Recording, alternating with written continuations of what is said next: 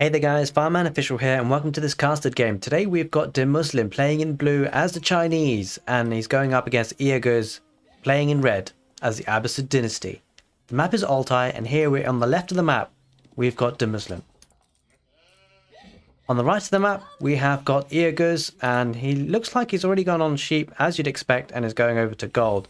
Playing as the Abbasid Dynasty he's going to have to spend an extra 50 wood on the House of Wisdom, but this does mean he doesn't need to spend villager time on building a landmark. So this can be really effective for him to hopefully get a fast uptime. Playing as a Chinese DeMusliM. Chinese are usually thought of perhaps as a mid to late game civilization, but they do actually have potential in the early game. They can use the Imperial official to supervise buildings, including production buildings. So hopefully they may even be able to get some army out very quickly. He's going straight for the deer rather than the berries. Of course, the gather rate for the berries is a bit slower than the deer, so it makes sense on a map like Altai to go straight for the deer. He is housed just a little bit, but of course with the new game mechanic of Age of Empires 4, you can still start producing the unit. It just doesn't pop out of the town centre until that house is fully built. And DeMusliM now using the Imperial official to gather some gold. That's part of its functions. It can gather gold from buildings, like the mill for instance. Let's have a look at the scouts where they're hiding. They're running around. So DeMusliM's actually picked up quite a lot of sheep here, 4 in total. I can't quite see Iaguz's scout just yet. There he is. He's only got 1 at the moment. He's scouting, founding a relic, which is useful to know. And they run and they cross paths right now. Be interesting to see how this matchup goes. Both civilizations actually, not just the Chinese, but Abbasid is sort of known to be a fairly mid to late game civilization as well. But make no mistake, with their free siege engineering, they could go for a good ram rush and a good ram push. But the thing about the ram rush is the rams have been nerfed recently, so that could factor in as well.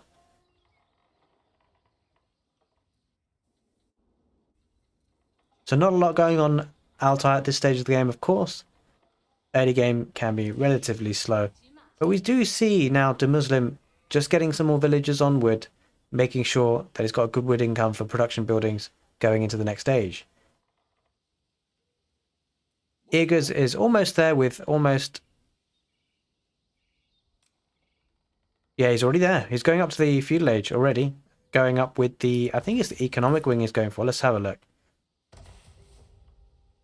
Yeah, he's going up with the economic wing. Probably known as one of the best wings to get for the civilization, the Abbasid civilization, where it gives you the following economic technologies becoming available in the feudal age. You can get fresh foodstuffs, which is a fantastic technology, and enables you to reduce the cost of producing your villages by 50%. So instead of costing 50 food, they only cost 25 food, and it's a huge, huge economy boost. DeMusliM, on the other hand, is not quite up just yet, looking to secure some more gold. He's getting 1 villager on gold right now. It's just been relying on the Imperial official to collect the gold tax from the mill up to now, but his economy is looking decent. Getting a 2nd villager on gold. Let's skip over to Iaguz and see what the plan might be. He's going for stone. It could be going for a 2nd town centre. Usually that's what they could be going for. You do usually expect with having that number of villagers on stone. And he's slowly working his way up for the wood count as well. Okay, it looks like DeMusliM is now up and is going to go up with the Barbican of the Sun. This is actually a fantastic landmark for the Chinese. It fires a long-range hand cannon and adds arrow slits while garrisoned. It offers vision into stealth forests. This is a good landmark for the Chinese, offers some protection, and you can see, I mean, he's protected his gold with this landmark.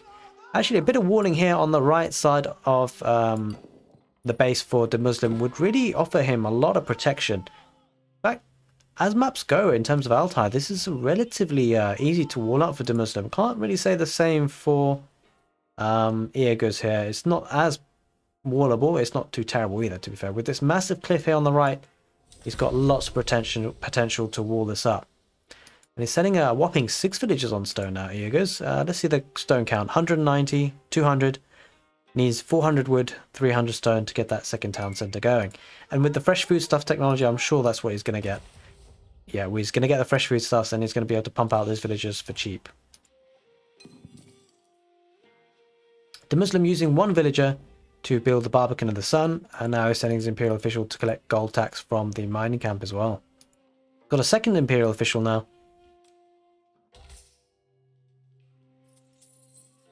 I'd be interested to see if DeMusliM goes for the Song Dynasty, if he wants to play it a bit more passively, a bit more eco approach. The Song Dynasty can be incredibly strong. Enables the civilization to get villager production time being reduced by 35%. It also offers the ability to produce the Zhugnu, which fires bolts with a ferocious damage potential against enemy units. Has a high rate of fire, but it's not as good as, for example, crossbowmen for affecting the armored targets. But still a really good civilization bonus there. And they can also get the village, which increases the maximum population by 40. Going quite heavy on gold at the moment, DeMusliM. I wonder what the plan is. He's actually going to get a couple of scouts out, maybe going for professional scouts. Yeah, there we are. We see professional scouts coming in. He's going to look to get some of these hunt and bring them back home. Iaguz has placed that second town centre on the berries and the deer here. Nice positioning for food income he's going for. And DeMusliM notices the mining camp for the stone, but, well, he's already got the stone he needs, so he's going to sweep over to the gold and look to get gold income as well. Food and gold looks like the plan for Iaguz. A whopping 10 villagers on gold now for DeMusliM. I wonder what he's going to go for. Both players playing relatively passive. We see DeMusliM really making use of the professional scouts. He's got 4 scouts on the field right now. 5. He's got 5 scouts on the field right now, using the stable to produce those. And he's going to get plenty of food back home. This could be a problem for Iaguz, actually, because this free food is a lot of food on these hunt, actually. There's a lot of food, especially now that he's making it a bit of a monopoly of getting these, 350 food per deer carcass. It's certainly worth it and can definitely get your return on investment for the scouts that have been produced. Especially because of the fact that Iaguz have been playing relatively passive, DeMusliM can just safely and freely take this hunt. Having said that, let's check a look at the economy and the villager count. We see Iaguz on 31 villagers, DeMusliM on 28. So even though Iaguz does have 2 town centres, it's not really had to been able to push it that much in terms of economic lead, but I'm sure that might change over time. And yeah, plenty of 5 scouts in total for DeMusliM. Is going to get all of this hunt, and this is going to last DeMusliM a long time underneath that mill. Again, supervised by the Imperial official. He also has managed to get lots of sheep, which Iaguz just didn't seem to get the same numbers. But Iaguz does have that second town centre, and it does have the bonus for the berries for the Abbasid Dynasty.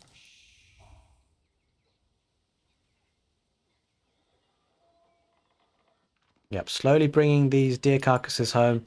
A legion of 6 of these scouts, bringing them back home. That's a lot of food, guys. 350 times 6. I'm not good at maths. I'm definitely not going to start doing some maths whilst casting a game. But yeah, 350 times 6 sounds like a lot. So now DeMusliM has gone on stone. Looks like he's going to go for a second town centre maybe. He's going to go up to the next age. He's going to go up with the astronomical clock tower. This is a very typical standard type of build in terms of the choices of landmarks. The astronomical clock tower will be able to give the Chinese civilization effectively a siege workshop, and it produces siege engines with 50% extra health. This can be really, really, really helpful.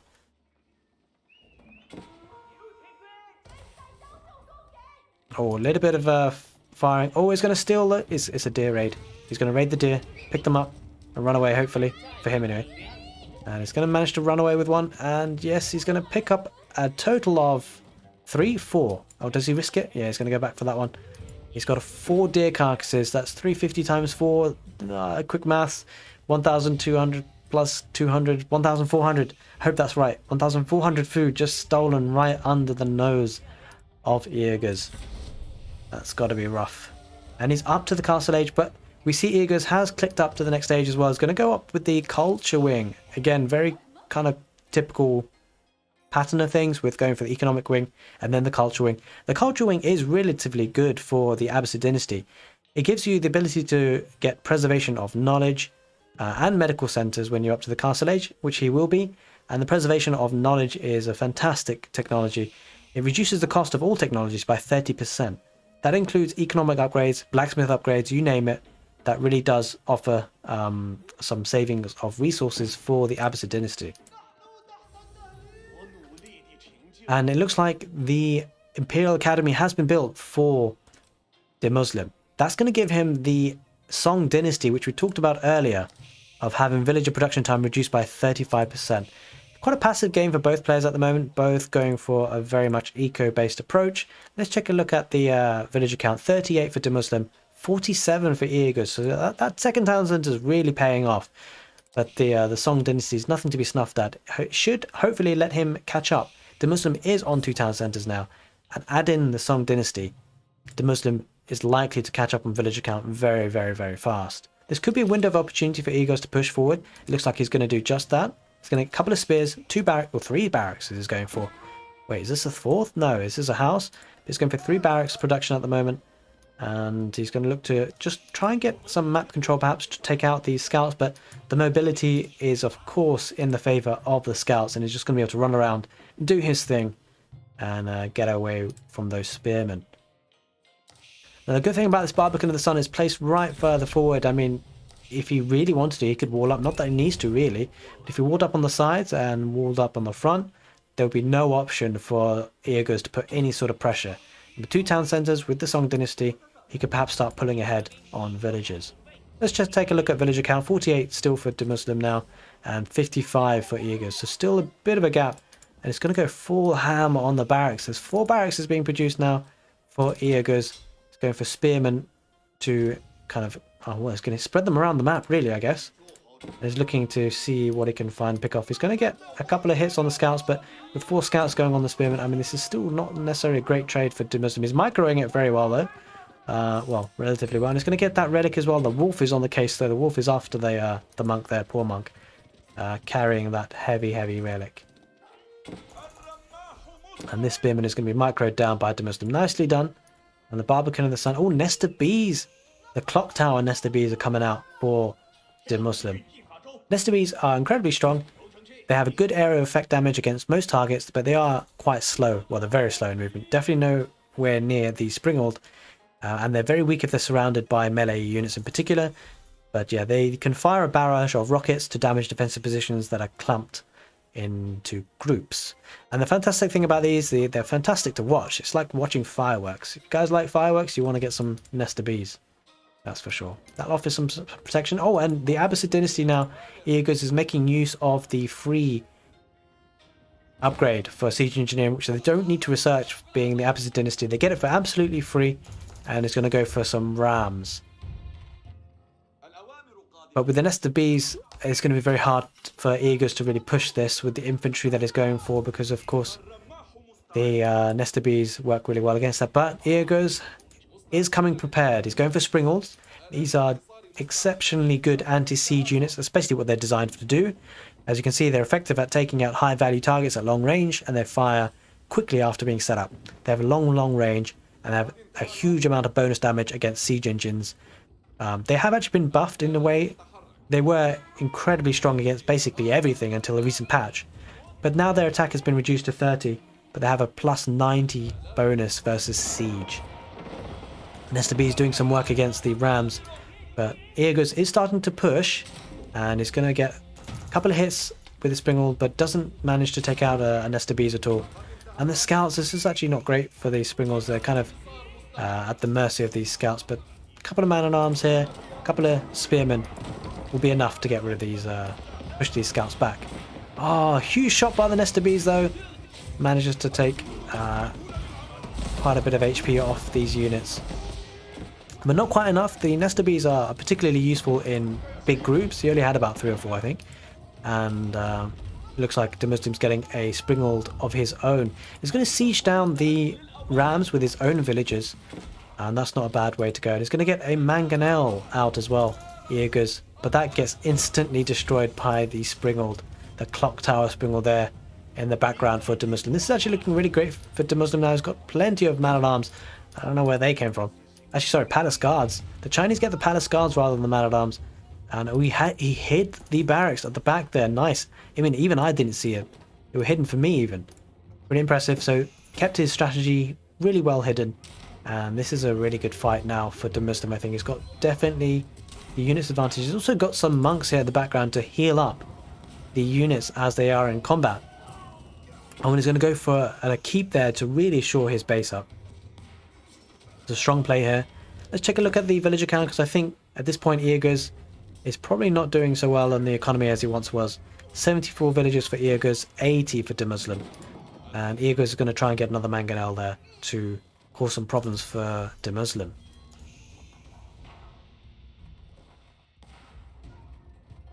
This is a strong push though for Iaguz. It's not over yet.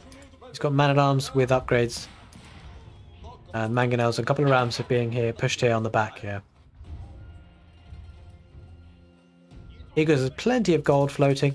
DeMusliM's perhaps doing a little bit of a better job at spending his resources.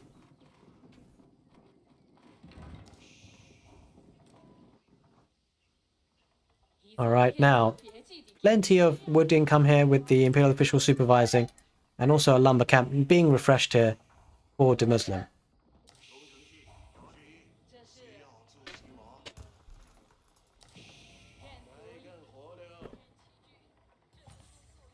Bloomery coming in for DeMusliM. He's upgrading his units, and we can see, I mean, he's still on the sheep. You can just see how amazing the fact that he got professional scouts with all those deer carcasses. He's only now going to his sheep, and guys, it's 16 minutes into the game, whereas Iaguz is still having to rely on, well, he's moved over to farms. He's transitioned over to farms because he's needed to. He does have a bit of berries here on the front. But as you can see, it's those professional scouts really help the situation for DeMusliM. Greased axles are in for DeMusliM.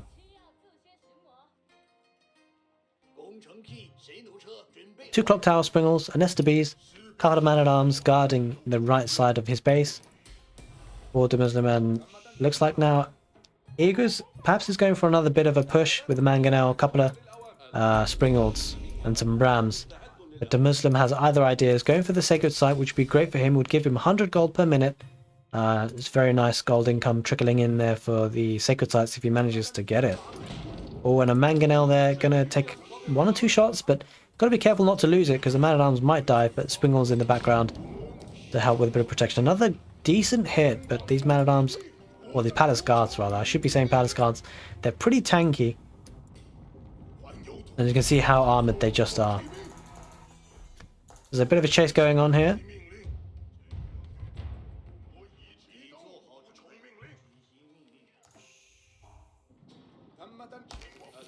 Okay, looks like Iaguz is definitely investing in siege. And this is one thing that's very nice about the Chinese. Just to note, he's got 2 relics now, DeMusliM. The fact that he's got a clock tower, astronomical clock tower, enables him to just produce siege straight away in Castle Age. And so this is a nice production building as well as a landmark to get the next stage for the Chinese. Looks like now the sacred site's being neutralized with a single man-at-arms there for Iaguz. Iaguz not letting him have that sacred site uncontested. This sacred site here is very much in the middle. It's kind of in the control of DeMusliM, to be honest. I'd be surprised if he doesn't take that later on with that keep offering protection. And there's a big battle here on the right side. Iaguz flanking to the right, and a 5th barracks going down for DeMusliM. Looks like it's going to be a heavy infantry battle with the couple of nest of bees, well, just one nest of bees, a couple of springals here on the right. Is really caught Iaguz off guard here. Is taking out the siege, and with the clock tower nest of bees there as well, is getting a lot of hits there for free with the infantry. And it looks like DeMusliM's going to take this fight, and this is going to be tough now for Iaguz to come back. At this high level gameplay, you know, these kind of battles when they lose or they win, you can really take the game. But it's actually not that bad for Iaguz as once thought. His siege is down. But the infantry definitely did a good job. The infantry will sink though with the siege back in there. Gonna have to retreat there. The palace guards do melt though. And it's pretty even in terms of the infantry there. But DeMusliM doing great work to repair his units, it looks like. His siege, and he's got quite a bit of siege. And this could be a problem for Iaguz, because once this siege gets up in numbers, it's very hard to stop. Age of Siege, they call it this game sometimes. And DeMusliM's going to go for the sacred site on the left, on the right rather, his left, but on the right of the map. Iaguz looking to get some more man-at-arms. I wonder if any civilization or either of them are looking to go up to the Imperial Age. It looks like DeMusliM's actually working his way there, and Iaguz actually has a decent amount of resources as well. Floating a couple of thousands of woods. Selling that and getting up to the next stage could be an idea for Iaguz to upgrade his man-at-arms even further. It looks like DeMuslim is saving up for that kind of thing as well. But this siege is actually really quite menacing for DeMuslim. It looks like Iaguz might need to get some springalds if he's going to be able to contest this, because the 4 Nesta bees there causing havoc, absolute havoc. He's going to try and rush it. I don't think he can really. With 4 Nesta bees, you can just see the HP plummet there for these man-at-arms, and the palace guards are going to sweep it all up with the Nesta bees in behind. And yeah, he trickled in quite a bit of army there, half of his army, and he lost it. And I think going in now again might be a bit of a mistake for Iaguz. I mean, he doesn't have too many palace guards to contend with. Looks like DeMuslim's doing the right thing to retreat behind the keep to make sure he doesn't lose his army unnecessarily and keep up the numbers. And I wonder if he's going to get even more Nesta bees. The clock tower Nesta bees, when they build up in a group like this, is huge. I think the only way for Iaguz at this point is to go for full springalds almost, because he needs to deal with those Nesta bees for sure. Looks like actually Iaguz is going to go for the sacred site on the right to try and get that gold trickle in, but we'll see if he manages to get that. And it looks like DeMuslim is in the Imperial Age. Iaguz has spent most of his food, so it doesn't look like he's going to head for the Imperial Age anytime soon. Looks like DeMuslim is going to be much further ahead in terms of advantage of the technologies, and there is the GG. I think Iaguz notices the fact that DeMuslim is an Imperial Age. That is a huge power boost and spike, and that with that DeMuslim takes the game. You can see the siege marching forward, and they would have done a lot of damage anyway. So GG's, well played. Fantastic game to watch. Guys, I hope you enjoyed this cast of Age of Empires 4. If you did, do give the video a thumbs up and let me know what you thought about it in the comment section below. Hopefully I'll keep a series like this going on, and let me know if you did enjoy it. Take care guys, and see you next time.